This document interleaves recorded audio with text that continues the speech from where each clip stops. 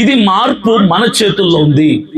ఈరోజు సామాన్యులు నడ్డు పెట్టుకొని ఓట్లని డబ్బులు ఇచ్చి కొనుక్కొని ప్రశ్నించే హక్కు ఓటు అది అమ్మేసుకుంటున్నాం మనం.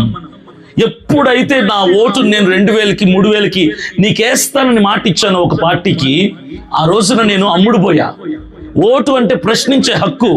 ఇప్పుడు నా ఓటుని నేను అమ్ముకున్న తర్వాత నాకు ప్రశ్నించే హక్కు ఎక్కడి నుంచి వస్తుంది? ఈ ఎమ్మెల్యే సరిగ్గా పని చేయలేదని నేను ఎందుకు అంటాను? అమ్మేసుకున్నాను కదా ఓటుని. ఆ పార్టీ వాడు పని చేయలేదని నేను ఎలా అనగలుగుతాను? నా ఓటు అమ్మేసుకున్న తర్వాత అనలేను కదా. కాబట్టి ఇక్కడ మనం మారాలి.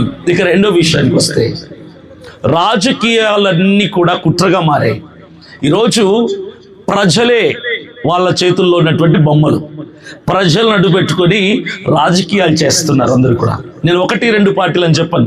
రాజకీయ రంగంలో అడుగు పెడుతున్న ప్రతి ఒక్కరు కూడా 100కి 90% మంది దేనికోసం అంటే వాళ్ళ వ్యాపారాలు కాపాడుకోవడానికి.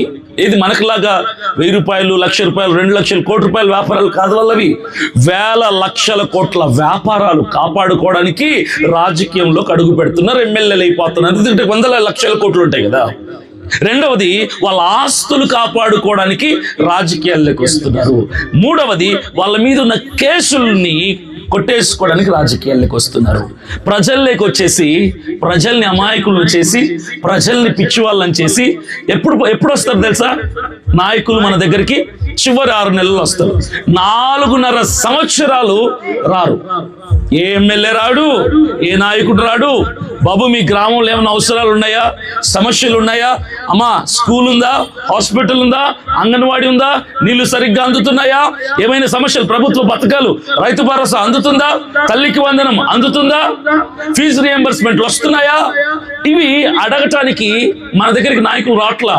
చివరి 6 నెలల్లో వచ్చి ఆ 6 నెలల్లో మీకు అది చేస్తాం, ఇది నిజంగానే చేస్తారు. అప్పుడు చివరి 6 నెలల్లో అంతో ఇంతో చేస్తారు, మంచి మంచి పనులు చేస్తే.